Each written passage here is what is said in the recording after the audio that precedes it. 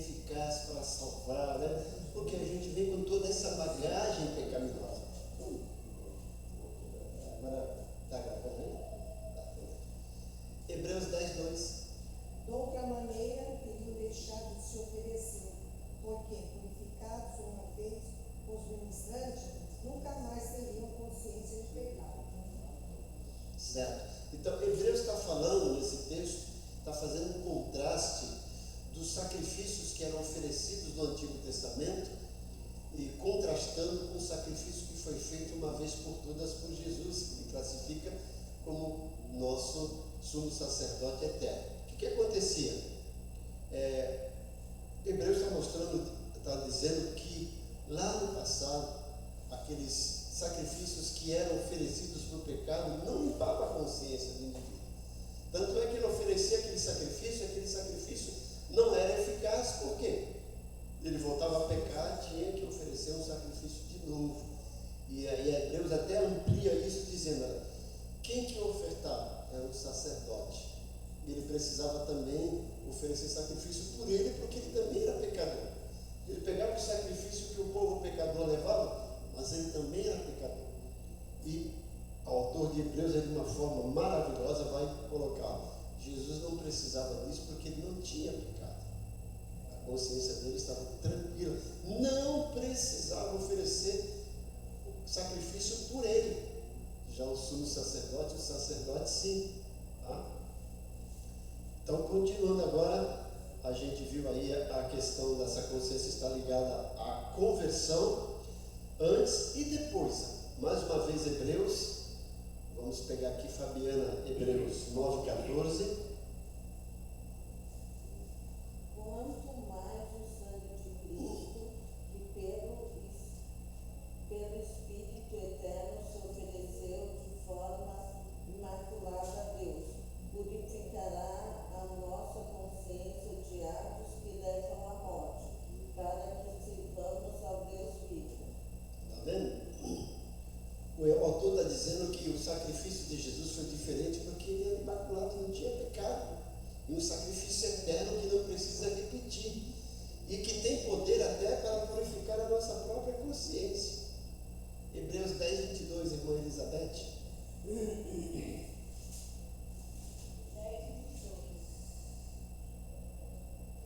Aproximemo-nos com sincero coração e plena certeza de fé, tendo o coração purificado de má consciência e lavado o corpo com água pura. Então, o autor mostrando, e o que a gente percebe isso? Que hoje nós podemos ter uma consciência sadia da nossa conversão, porque o padrão agora é diferente, o padrão da palavra de Deus. O sacrifício de Jesus foi totalmente eficaz para isso. Então nós podemos desenvolver essa consciência sadia. Por isso que é importante, gente, a questão de nós entendermos a palavra de Deus, certo? Por isso que é importante, eu sempre falo aqui, quem que se converte, antigamente a gente falava assim, procure uma igreja mais próxima da sua casa, né? Eu cansei de falar para as pessoas que se convertiam, né? É longe a minha igreja, procure uma mais próxima da sua casa. Hoje eu não falo mais isso. Hoje eu falo, procure uma igreja mais próxima da Bíblia, porque o que tem sido ensinado ali é misericórdia, né? E tem gente que ainda anda carregando um fardo pesado de mandamentos criados por esses pseudos líderes e que não tem nada a ver com a Bíblia. Não sei se vocês já ouviram falar de um livro que vendeu muito antigamente, que era A Divina Revelação do Inferno. Depois fizeram a Divina Revelação do Céu. Mas pasmem, gente, a Divina Revelação do Inferno vendeu mais do que a Divina Revelação do Céu. E nesse livro lá, que essa pessoa que hipoteticamente disse que foi arrebatada, que foi no inferno, e teve essa visão e escreveu para abrir a mente do cristão, eu falei, meu Deus. E ele dizia que chegou lá no inferno, o demônio chamou ele num canto e falou assim, vem cá, que eu vou te mostrar umas coisas. E abriu uma gaveta, quando abriu aquela gaveta tinha pedaços assim de cabelos, tucho de cabelo. Isso aqui são as irmãs que estão em pecado, olha aqui os cabelos que elas cortaram. Olha aqui, vai abrir a outra, batom, né? Maquiagem, tudo isso é pecado. Olha as roupas. Olha, gente, absurdo, né? E há um tempo atrás, nós tínhamos igrejas que era isso, não pode usar calça comprida, né? Dizia, não, isso aqui é roupa de homem, né? Se você pegar o texto do Antigo Testamento, qual era a roupa de homem naquela época? Era um vestidão, gente. E aí? Você vai na Escócia hoje, né, os homens usam saia. E aí dá uma questão de cultura. Então, por isso que é importante nós lermos e participarmos de uma igreja que realmente ensina com clareza a palavra de Deus, não os mandamentos de homem. Diga, Márcia. Mas, pastor, a gente está começando agora de manhã sobre isso, sobre doutrina. Apesar que a Bíblia não fala, pastor, só que assim, é complicado, né? Sobre a mulher guardar o seu cabelo, porque é o véu. Deus se agradava disso. E também entra aquela parte que naquela cidade as mulheres prostitutas tinham cabelo curto para não se confundir com elas. E aí? Você acabou de responder. Porque eu gosto de cabelo curto. É que esse cidadão aqui não deixa de cortar, mas eu gosto. Entendeu? Eu gosto. Fala assim, olha, você não quer que eu corte o meu, então não corte mais o seu. Né? Não tem nada a ver, né, gente? Não, A mas mulher gosta disso, né? Às vezes a mulher chega assim, né? Caça aquela fortuna, vai lá no cabeleireiro e volta. Cortei meu cabelo, você olha. Foi só um dedinho, você nem percebe, né? Pois é. Mas não, nós explicamos isso quando estudamos Foi, Corinto. pastor. Além de ser uma questão cultural, é uma questão daquela cidade que havia aquelas cerca de 1000 diaconisas que prestavam culto a Vênus na cidade de Corinto e que para se iniciar nesse culto de oferendas e adoração a Vênus precisava até quase que rapar o cabelo, tá? Fora isso, tinha as prostitutas da própria cidade, né? Então o camarada, para conhecer uma prostituta, olhava lá o cabelo curtinho, onde que é e quanto é. E Paulo fala, olha, use véu se o seu cabelo está curto. Então é uma questão cultural, não tem nada a ver com salvação, né, com santidade, né? Porque se cabelo comprido for santidade, tem muito homem aí que tem o cabelo às vezes mais comprido que mulher, né? Não tem nada a ver, né? Então se cabelo comprido for santidade, eu sou um pecador, né? Como é que tá? Eu e Bonifácio, não é Bonifácio? Djalma também, né? Nós estamos perdidos aqui, né? Então não tem nada a ver. A gente tem que ver, onde está escrito, vamos entender por que está escrito, qual foi o contexto, muito importante. Por isso que eu sempre falo com vocês aqui. O meu compromisso é ensinar o evangelho genuíno para vocês. Não é modismo, não. A gente não vai aqui criar culto disso, culto daquilo, para encher isso aqui, para trazer. Não. Palavra de Deus. Né? Vocês veem Jesus tinha culto de batalha espiritual, tinha culto de cura, tinha culto de libertação. Essas igrejas fazem sem problema. Não. Jesus ia lá ensinar a palavra. Certo? E para ensinar, tivesse gente precisando de aconselhamento, ele fazia, de cura, libertação, sem problema. Porque o próprio Evangelho liberta o indivíduo. Né? Isso foi depois também com o próprio Paulo, com o próprio Pedro. Né? Bom, então, primeiro, para desenvolver essa consciência sadia, tem a ver primeiro com a nossa conversão. Depois também um ministério eficiente. Aí você pode até talvez perguntar, mas então isso não se aplica a mim. Eu não tenho ministério. Todo crente tem um ministério, certo? Preciso descobrir qual que é. A gente acha que às vezes ministério é só o ministério de ensinar a palavra. Não. Nós vimos a semana passada que nós consagramos ao ministério diaconal no casal. Tem ministério de intercessão, né, de recepção. Você tem que descobrir qual é o seu dom e talento e exercer. Mas Paulo fala isso escrevendo para o seu pupilo, discípulo que se tornou apóstolo, Timóteo. Está na primeira epístola de Timóteo, capítulo 3, versículo 9. Dá para ler, pastor Cláudio? 1 Timóteo 3, 9.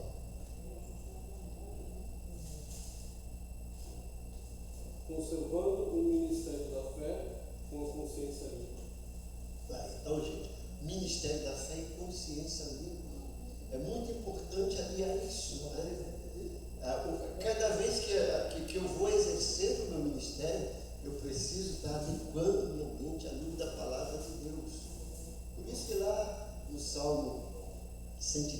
19, o salmista usa duas expressões, né?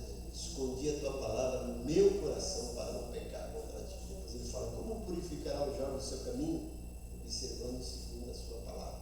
Então a palavra de Deus, né, vai iluminando a minha mente, a minha consciência sobre o que é errado, sobre o que é certo, sobre aquilo que é melhor, sobre aquilo que eu preciso fazer e principalmente no que diz respeito ao ministério, certo? Bom, também vitória na batalha espiritual. Quando a gente pensa em batalha espiritual, tem tanta coisa que se diz, né? Se a gente também fosse trabalhar aqui, a gente tinha que desconstruir um bocado de ideias errôneas contra a batalha espiritual.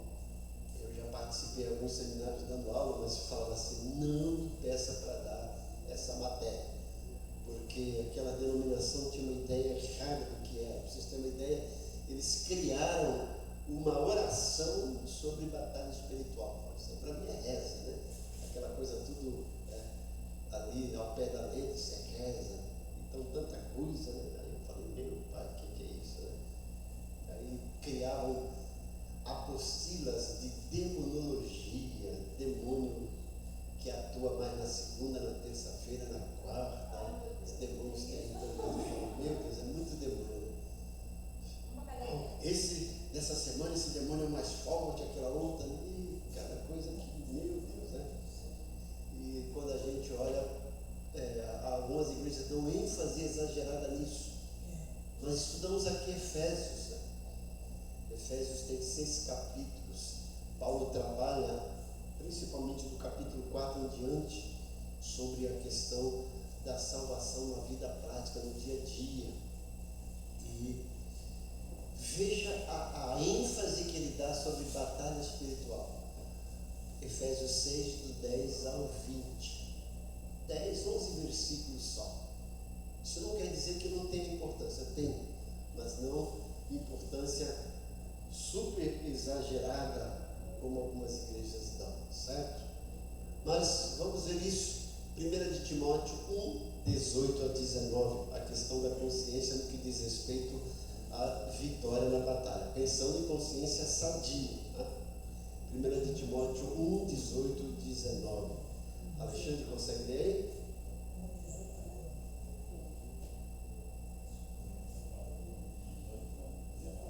Isso. Timóteo, meu filho, dou-lhe esta instrução, segundo as profecias já proferidas a seu respeito, para que, seguindo-as, você combata o bom combate, mantendo a fé e a boa consciência que alguns rejeitaram, e por isso naufragaram na fé. Isso.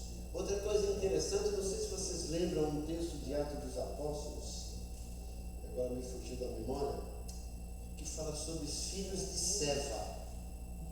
Eles estavam vendo, né, presenciando as ações dos apóstolos, principalmente de Paulo, e eles quiseram reproduzir. Viram Paulo, né, ministrando e pessoas eram curadas, demônios eram afastados das pessoas, pessoas libertas.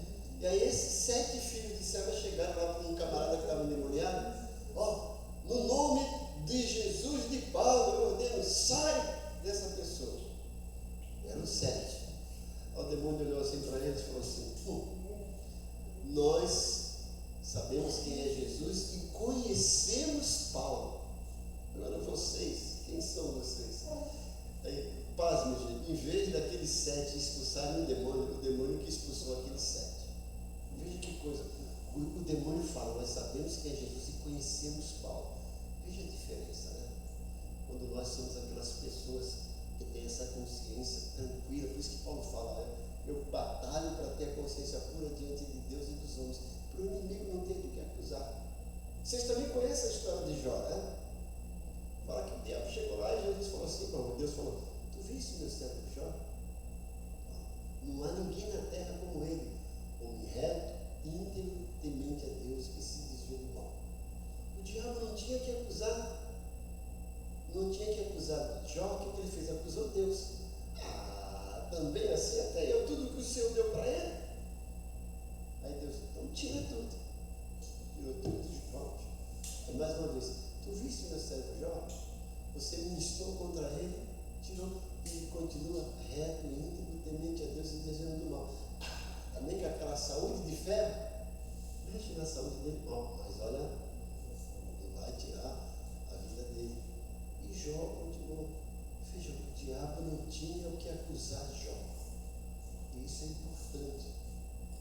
já presenciei coisas de pessoas sendo envergonhadas diante de pessoas lá endemoniadas. É coisa para a gente pensar a respeito disso. Tá? Agora, também temos que lembrar, não dê crédito a tudo isso. Por quê? O inimigo é o pai da mentira. O demônio é mentiroso. Porque tem crente que às vezes acredita mais no demônio do que no seu pastor, na palavra de Deus. O demônio falou. O demônio falou? E você acreditou? Ele é o pai da mentira. Outra coisa que está relacionada à consciência sadia é um testemunho poderoso. 1 de Timóteo 3,15, lê Fabiano. Pedro, perdão. 3, 15 e 16. E 2 de Coríntios 4, 2, era o diácono Adelson. 2 de Coríntios 4, 2.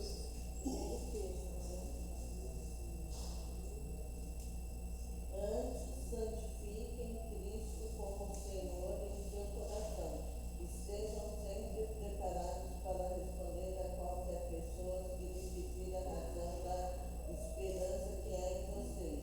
Contudo, façam isso com mansidão e respeito, conservando boa consciência, de forma que não falem malvadamente contra o bom procedimento de vocês, porque estão em Cristo. Fiquem envergonhados de suas calúnias. Olha aí, pensou? Ficar envergonhado diante daquilo, porque não tem o que nos acusar, a consciência pura. Eu lembro que certa vez, não sei se você já ouviu falar no Dr. Ched, um servo de Deus fantástico, né? Escreveu vários livros, e uma vez foram entrevistar a filha dele, ela falou assim: olha, eu vou dizer uma coisa para vocês. Eu só posso dizer que meu pai peca, porque todo ser humano peca. A Bíblia diz que o justo se quer, que todos pecaram. Mas eu nunca presenciei meu pai pecando. Ele é o homem de Deus. Era mesmo assim, né? Como é bom a gente ter esse bom testemunho, né? As pessoas olharem e falar assim: não, esse aqui eu confio, né? Esse não vai fazer isso. 2 de Coríntios 4, 2. Pelo contrário, evitamos as coisas ocultas que trazem vergonha, não agindo com astúcia, nem adulterando a palavra de Deus, e assim pela manifestação da verdade. Nos recomendamos a consciência de todos na presença de Deus. Consciência pura, né? Evitando coisas que vão detratar a nossa imagem, que vai nos envergonhar, levando o padrão certo da palavra de Deus, né? E eu sempre digo aqui, às vezes as pessoas têm ideia errada do que é santidade, porque foi construída uma ideia errada nessas igrejas aí que acham que santidade é falar em língua, é vestimenta, aquela coisa toda. Mas quando a gente olha para a vida dessas pessoas, tem uns camaradas que ficam pulando, rodopiando lá, aí você vai, está com o nome sujo na praça, está dando mau testemunho com a vizinhança, no trabalho. E aí? Santidade diz respeito a caráter, a ética. Isso que é importante. Outro fator é a capacidade de formar amizades íntimas. 1 de Timóteo 1,5. Leia aí, Márcia Cristina.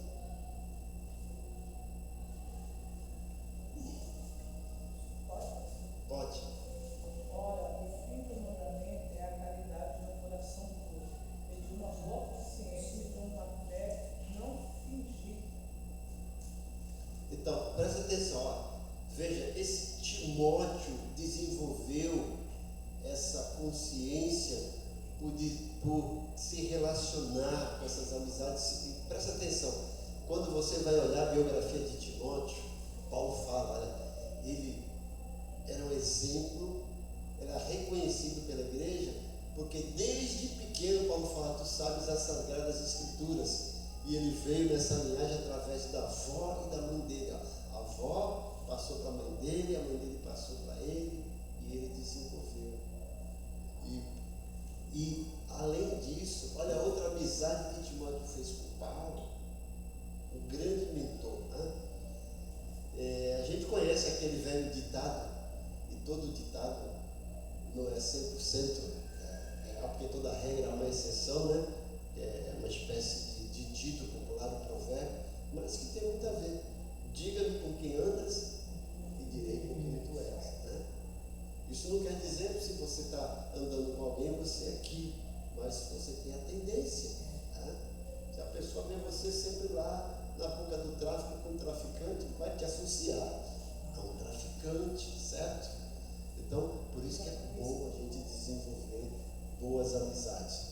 E eu falo, principalmente em igreja, você quer crescer espiritualmente, por isso que é importante você congregar. E grude, cole numa pessoa que é madura na fé. Adote ele como seu mentor espiritual para te ensinar. Agora, se você gruda num crente, misericórdia, né?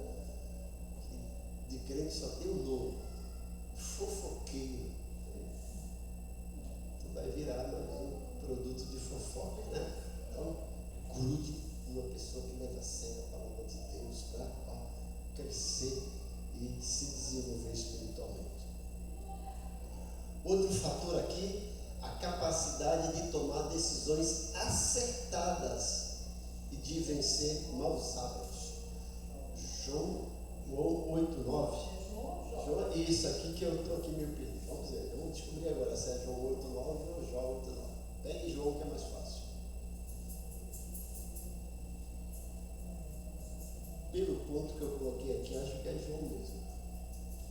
Mas o João também fala uma coisa boa para o 8. Então leia aí mais. Não pode ser João. Porque eu te peço, pergunta agora às gerações passadas e prepara-te para a inquirição de seus pais. Ou não? Eu gostei. Tu gostou? Gostei. Que bom que tu gostou. Que faz parte da... Isso, vamos lá para João 8,9. Quem achou? Mas, ouvindo eles essa resposta e acusados pela própria consciência, foram se retirando um por um, Isso. a começar pelos mais velhos até os últimos, ficando só Jesus e a mulher no meio onde estava. Gostou mais dessa, né, Márcia? Agora? Gostei dos dois. Porque fala sobre geração de pais e Sim, sim. sei lá, né? Mas o que está acontecendo com o João? A mulher pega em adultério, né? E aí todo mundo quer apedrejar, uma decisão. E Jesus, eles estão a apedrejar, mas ao mesmo tempo querem desmascarar Jesus. E aí Jesus, qual foi a decisão de Jesus? Vocês querem apedrejar? Não pode apedrejar. Quem não tiver pecado, atira a primeira pedra. Aí, além dos mais velhos que começam, quem sou eu? Vai saindo, vai saindo, vai saindo, vai saindo. Mas ainda bem que ele tinha consciência, porque assim, se um deles achasse eu não tenho pecado ali e jogasse a pedra, os outros não iam nem pensar.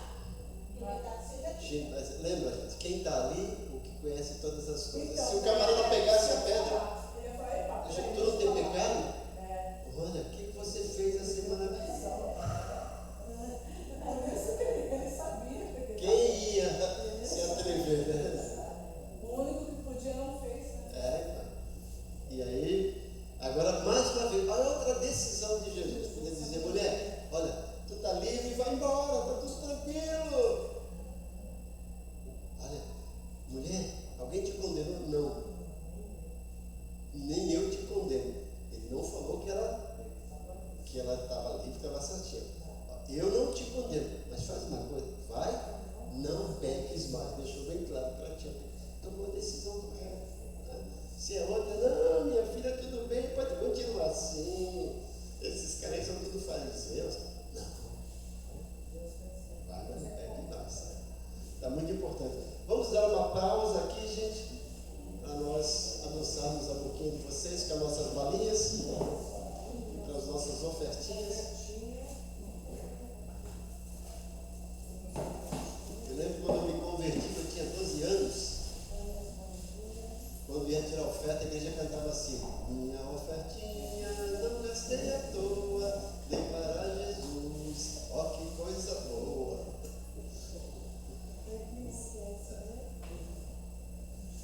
Mas vocês conhecem a história do menino que foi ofertar?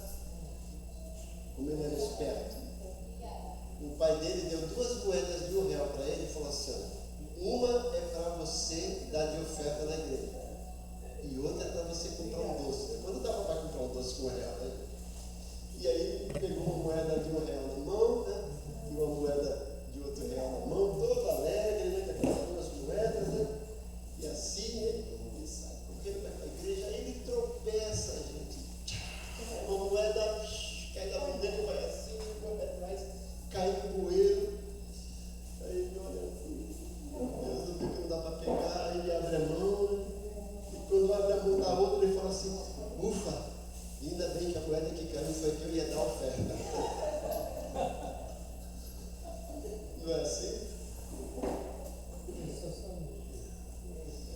Bom, gente, então depois dessa capacidade de tomar decisões acertadas e de vencer maus hábitos, olha lá, tomar decisões acertadas e ainda vencer maus hábitos, nós nos convertemos e vem esses hábitos prejudiciais e eles precisam ser vencidos.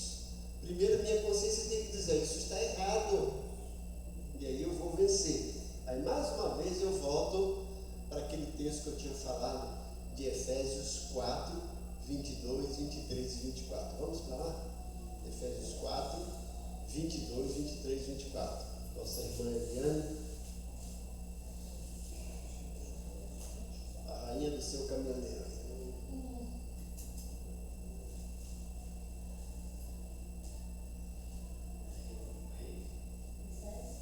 4, 22, 23 e 24. Vamos lá, primeiro para o 22. Vamos analisar um por um.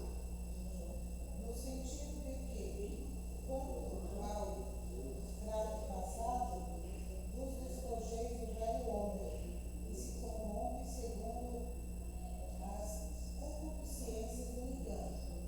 Olha lá, quanto ao trato passado, lá no passado, o que Paulo fala?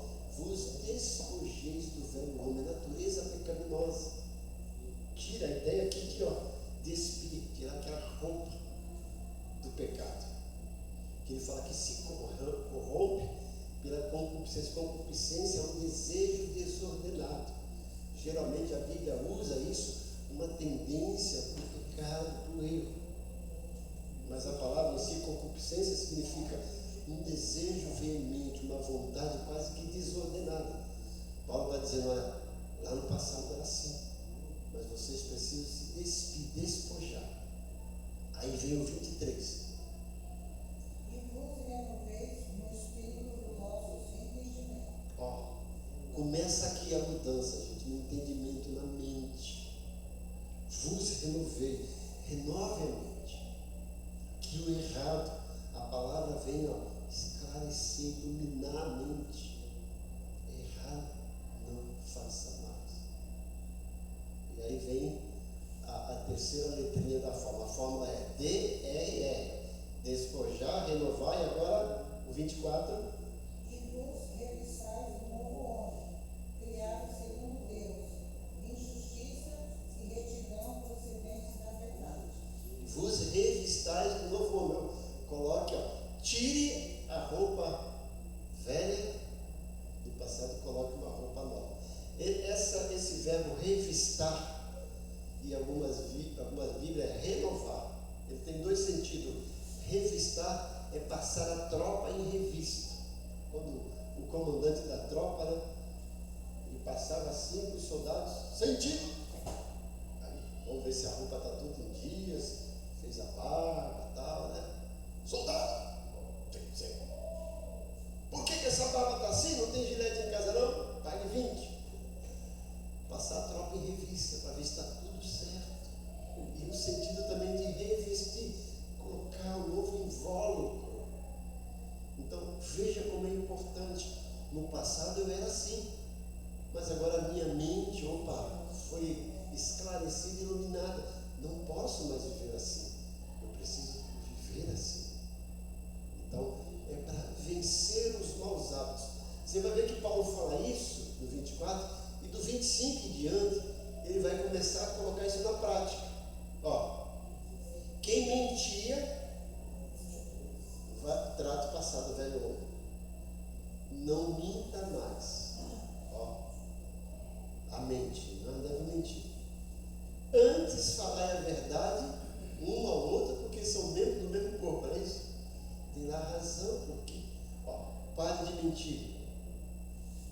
trabalhe a verdade. Você vai ver que Paulo vai começar. Você roubava, não roube mais. Trabalhe. Ele tira um hábito prejudicial, orienta a tirar o hábito prejudicial e colocar um hábito renovado, novo, benéfico. Por quê? Se eu tiro uma coisa da minha vida e não substituir por outra, fica uma lacuna, fica aquele vazio. E aquele ditado, mente vazia, consciência sagrada. Então, coloque. Para a gente vencer o mau hábito, é fundamental substituir esse mau hábito por um hábito benéfico. Porque senão você vai ficar vulnerável. Pega uma pessoa que fumava bastante tempo, para ele parar de fumar. Geralmente, ele começa a tomar café, chupar bala, alguma coisa que é para substituir. Eu tenho vontade de fumar, eu vou lá, chupo uma bala, faço alguma coisa para substituir aquele hábito pecaminoso, até a mente se organizar com o papai. Joia? Bom, letra G aí. Liberdade de espírito perante as autoridades, para não sofrer acusação, tem um padrão. Romanos 13:5 da irmã Edna. Hebreus 13:18 de Márcia Cristina. E 1 de Pedro 2:18 e 19 com Madre Bétia. Pode ler? Pode.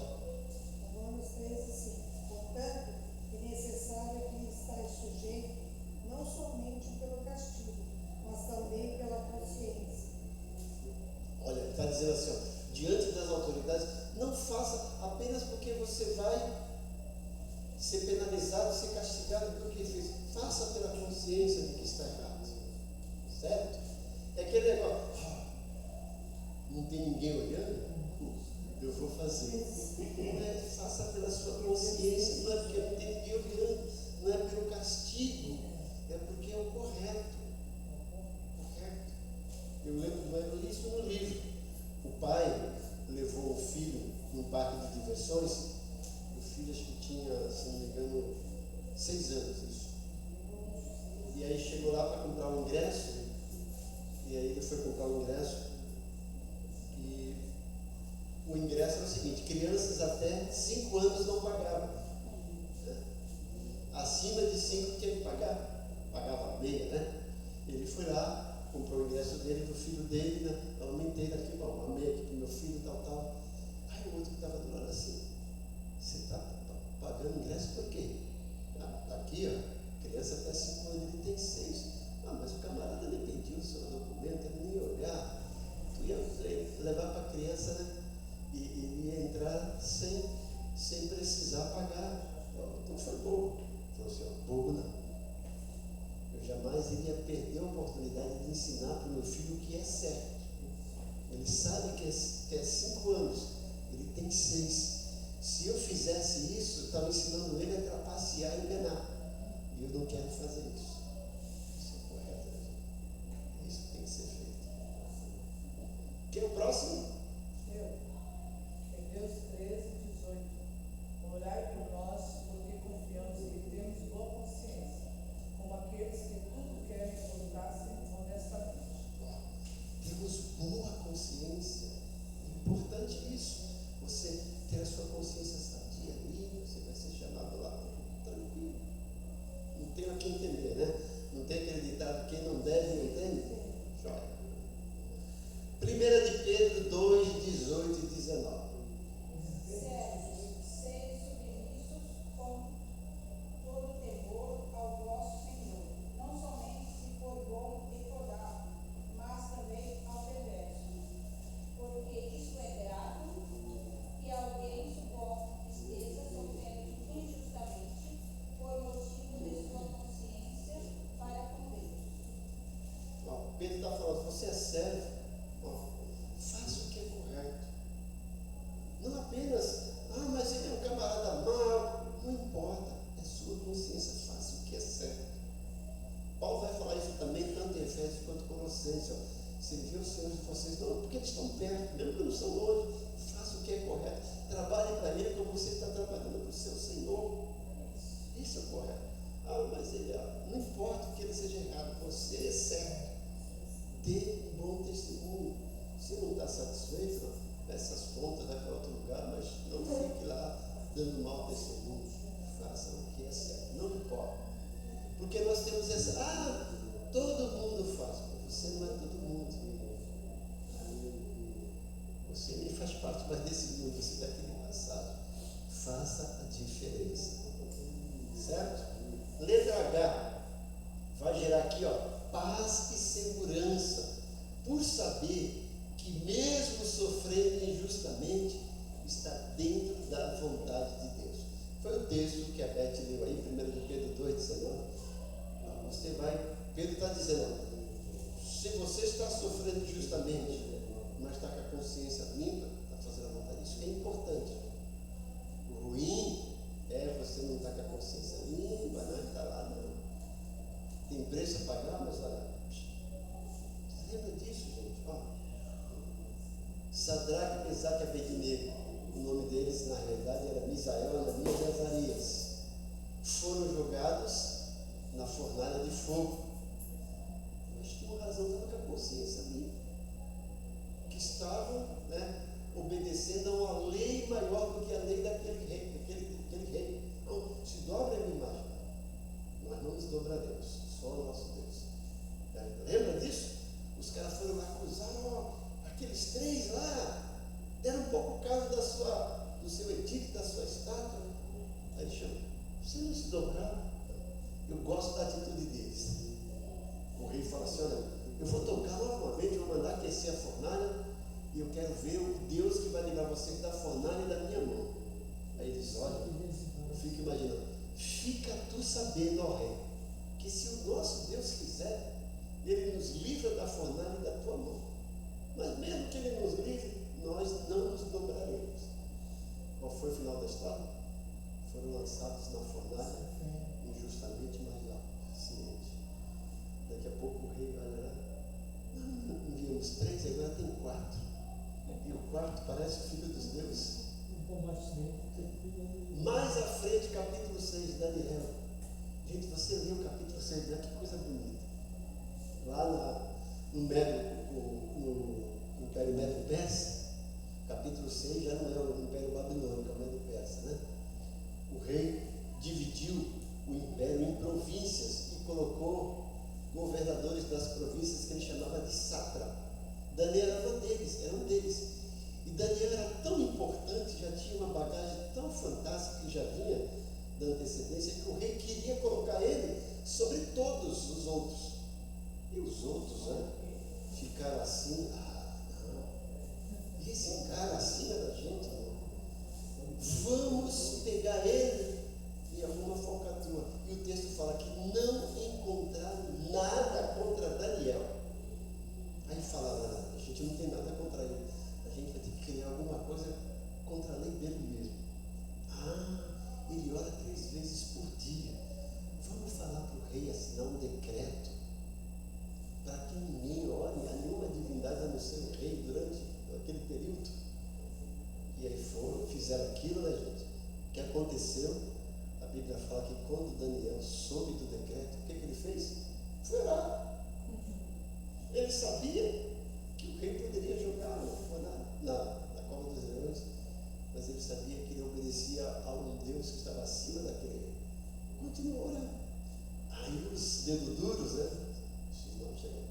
O rei, tu não assinou esse decreto? Ele não assinei. Olha, aquele teu servo, Daniel, fez pouco caso. Se vocês lerem a história, a gente fala que o rei ficou incomodado. Não posso jogar Daniel, ele é fiel, isso aqui é tramóia. Mas os caras chegaram, rei, tu assinou. E aí na Constituição dos Médio-Persas fala que a palavra do rei não volta atrás, tu tem que cumprir. É o rei com o coração, né? Manda jogar Daniel, mas fala que durante a noite ele orou, jejuou, o espírito ficou perturbado, não conseguiu dormir. E logo cedo ele vai lá, Daniel, porventura o teu Deus te livrou? Fica tranquilo, eu estou aqui, tranquilo. O anjo foi lá, tapou a boca dos leões, aí tira Daniel, manda jogar aqueles camaradas. A Bíblia fala que eles nem chegaram no fundo do poço, os leões já. Olha que diferença, gente. Como é bom ter a consciência limpa, íntegra. Estou fazendo a vontade de Deus. Vou pagar o preço do outro, mas o importante é obedecer ao Rei dos Reis, o Senhor dos Senhores. Isso digo que é melhor você ser castigado como cristão do que viver aí na bonança como pagão. É melhor morrer como cristão do que viver como pagão. 1 de Pedro 4, 12 a 16. Lê para a gente, Fabiana. Amados, não se surpreendam com o fogo que surge entre vocês para os provar, como se algo estranho lhes tivesse acontecido, mas alegrem-se à medida que participam dos sofrimentos de Cristo, para que também, quando a sua glória for revelada, vocês exultem com grande alegria. Se vocês são insultados por causa do nome de Cristo, felizes são vocês, pois o Espírito da glória, o Espírito de Deus repousa sobre vocês. Olha aí, tá? Se algum de vocês sofre, que não seja como assassino, ladrão, criminoso, ou como quem lhe intromete em negócios alheios, contudo, se sofre como cristão, não se envergonhe, mas glorifique a Deus por meio desse nome. Tá vendo? Olha, o importante é isso. Se você está lá, porque você realmente tem culpa no cartório, tem que se envergonhar. Agora não, se você é justo, está por uma incoerência, fique tranquilo. Eu vejo algumas pessoas falando assim, gente, se vocês forem visitar presídio, cadeia, vocês vão ver um bocado de gente lá que se diz evangélico e pastores. E para mim isso aqui é uma vergonha. Aí você está lá, se arrependeu, tudo bem. Mas às vezes a pessoa fala assim, o pastor está lá, o obreiro está lá, o diácono fez alguma coisa errada, devia se envergonhar, está envergonhando o nome do Senhor no Evangelho. Agora, se realmente não teve culpa, aí é outra coisa. Mas muitos, a gente tem que orar assim para que eles realmente se convertam de verdade, se arrependam, né? Para não envergonhar o nome do Senhor. Mas, coitado, está lá, coitado não. Errou. Né? Além de um peso maior, porque tinha noção de que não deveria fazer aquilo, porque é o representante do Senhor, está envergonhando o nome de Cristo, certo? Semana que vem, nós temos aqui uma parte boa, gente, são as desculpas que a gente dá. Não, isso aqui nem é só para a consciência, gente, é para o erro, para as coisas que a gente gosta sempre de dar desculpa, né? Então a gente vai trabalhar com cada uma dessas desculpas aí, no item 6 aqui, na página 17, certo? Então vamos terminar essa parte, vou orar aqui pela caixinha que eu orei. Pai bondoso, nós queremos te agradecer por essa aula, por tudo aquilo que aprendemos, pedimos que o teu Santo Espírito nos dê sabedoria para colocarmos em prática tudo aquilo que a gente tem aprendido.